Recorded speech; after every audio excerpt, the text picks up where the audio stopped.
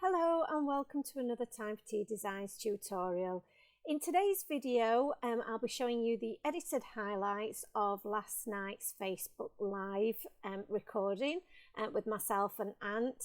And in that event we made a card using our Always Time for Tea stamp and coordinating die set, and we also used one of the new masking stencils, which is the square grid stencil.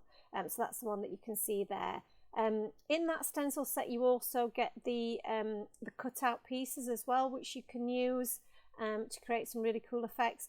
But for the purpose of this we are just going to use the mask as is.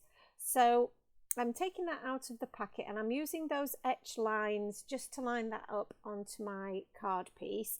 The card that I'm using is the Time for Tea Designs pre-cut A6 super smooth cardstock.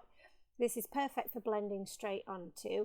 And I'm starting off with some dried marigold at the base of those. So I'm going to be doing a landscape card, as you'll have seen at the beginning. So I've flipped my stencil over, so I'm starting at the bottom and working up towards the top of my grid. I'm just showing you some of the brushes that I've been using, because I was getting some questions during the live event about cleaning them. So to clean my brushes, I don't wash them, I don't add water to them. I just rub them really well on a microfiber cloth, and I do that between different colours, but I have a brush for each colour family. That way I'm not contaminating really strong pigments with each other. So now I've added my colour in a gradient, so I used the worn lipstick and the candied apple, and now I'm using some white paint, just watered down, and flicking that off the side of my paint palette to create some really nice splatters on my background. So you're going to see me do this all again. I repeated the process on a second piece of cardstock so that we can use some of those squares to add some dimension to our final card. So again, starting with the dried marigold, working that into the bottom of the card, and then across the middle using the worn lipstick. Managed to say that right this time. And using one of the medium-sized brushes to work that colour in, because I want to get a nice even amount of the different colours so that you can see that gradient of colour.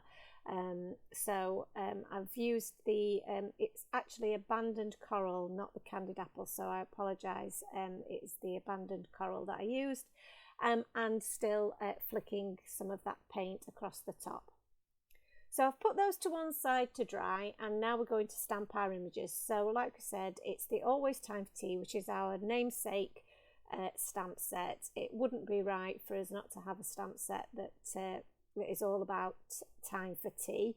And as we were chatting during the live event, everybody was talking about their favourite biscuits, and it was making all of us a little bit peckish and in desperate need of a cup of tea after an hour and a half worth of talking.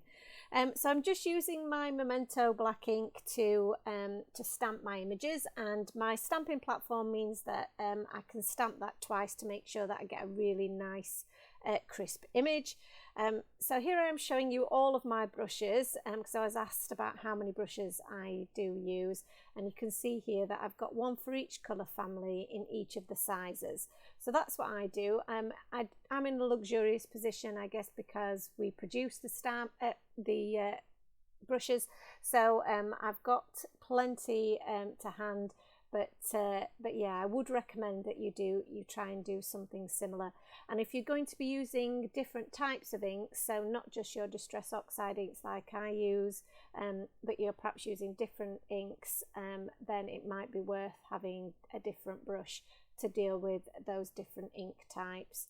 So I'm just colouring up my kitties now. The first Copic marker that I used was a little bit on the dried up side, So I did have to go over that again. That was the E11. But then I'm just using different shades of the brown there just to colour up my kitties. I don't want them to be different colours, but I did want them to be slightly different in terms of style, so or breed.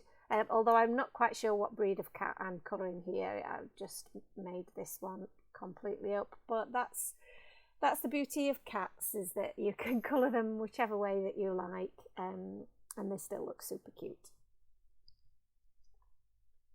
So just going over some of my darker shades there, just to blend those through to create a little bit of dimension and make my kitties look a little bit like they've got some shape to them.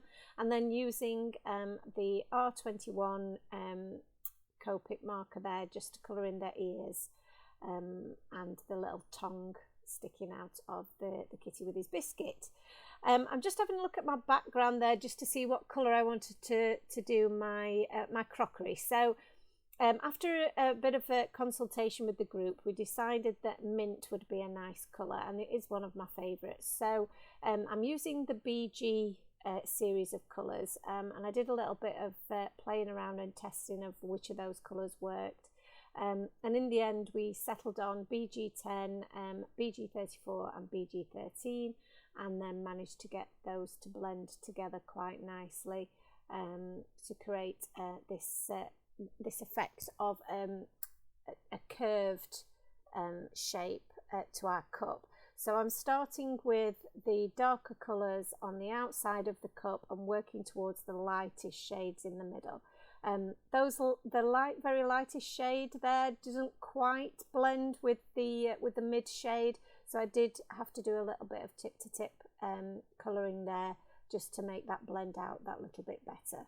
And then for contrast, I thought some pink on the inside of the cup would work quite nicely. So I switched to an RV14 and RV29 just to colour in that and make sure that stood out behind our little cat, and then go back to my BG shades to colour in the little saucer that our second cat is sitting on there. So I've applied the lightest shade all over the image first of all, like I always do. You've probably heard me say this numerous times. I do like to apply a bit of colour, particularly when I'm using cardstock rather than paper, because it helps with the saturation and the blend that you ultimately get.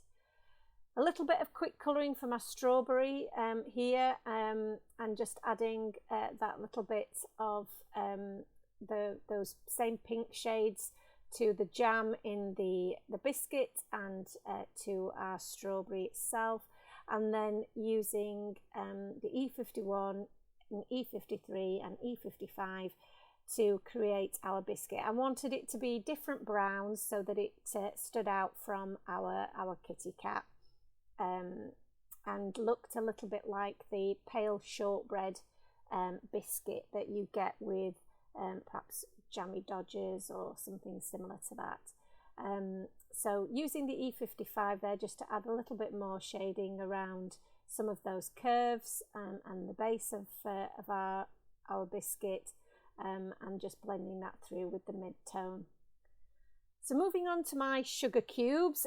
These are really cute set of sugar cubes because they've all got little smiley faces, and I wanted these to mirror some of the colours that were in our background. So I've used a really pale colour of pink, the R20, and a new shade to me, the YR82, which has just added a really nice peachy tone. And then for the spoon, I've gone with the traditional grey because I felt that worked. I feel like although we don't have any other grey, it still works because it's a spoon. So now we're going to die cut our images using the coordinating dies. So I'm just using some of our rainbow washi tape to cut these images out, and that's really useful for some of these smaller images. So once they're all die cut, I'm just carefully removing that washi tape so as not to damage my image, and they've all cut out really nicely with that really beautiful crisp white edge, white border around the outside, which I really like. And this is one of my favourite bits, is popping all of these out and seeing what they look like once they've all been coloured and cut out. So now I've taken one of my backgrounds and I'm just trimming this down. So I'm just taking a couple of millimetres off each edge, and I did have a little bit of trouble with my my trimmer. You can see that some of my edges aren't as clean as I would have liked. I think that my blade in my trimmer is starting to dull a little bit, so I will have to get a replacement for that. So that was a little bit frustrating, but we managed to clean it up and it didn't look too bad in the end. So so now I'm just taking my second background, so we're going to use both of those, but the one that we've just cut to size will be the one that we use as our focal panel, and that means that there will be a little bit of our background left around the outside. And I decided I wanted that to be in a contrasting colour, and I wanted that to be in the same mint shade that we've used for our cat's crockery. But I don't have a distress ink in that exact mint shade, so I am mixing some of my my inks together. So I've used the I believe it is the cracked pistachio and the tumbled glass that I've mixed together here to get this mint effect. I will double check that. If that's not the case, I'll put a correction up, but I do think that is the right combination that I've used there. And I'm only doing that around the outside rather than right the way into the middle of my card, because you won't see the middle. The middle will be covered up by our grid there, as you can see. So that just creates a really nice frame and brings all of those colours that we've used together. So really brings that all together. I did consider cutting out my squares with my trimmer, but because of the problems that I was having, I decided that it would probably be safer to just use my scissors. So these are a really good pair of scissors. They're X-Cut non-stick ones. So they're a really, really good pair of scissors to use. So I just trimmed a couple of the squares down that would match the squares that I'm wanting to highlight on my cover panel. I'm just applying here a good liberal amount of my Cosmic Shimmer Glue all over the back of that grid panel, and then just applying that to my newly inked background. I'm just using another piece of cardstock to apply a little bit of pressure, because my fingers were probably a little bit inky and a little bit sticky, so I didn't want that to get onto my card panel. And now I'm thinking about my sentiments and where they could go. So we're going to have the "You Are Just My Cup of Tea" sentiment, but I want to pop one of these panels up. So I'm trying to decide whereabouts my sentiment should sit. And will that all fit in place once I've popped up those panels. My sentiments will be on black cardstock, so on our licorice black cardstock, and I'm going to be heat embossing the sentiment. So I've used some WOW embossing ink and now the WOW embossing powder in bright white, and I'm just going to heat set that with my heat gun. So I've skipped that bit for you because I didn't really get that on camera very well, but you know the drill. And now I'm just trying to work out which of my die sets I'm going to use to cut out my sentiment, because a few of our sets have got some really nice dies that are really useful for cutting out your sentiments.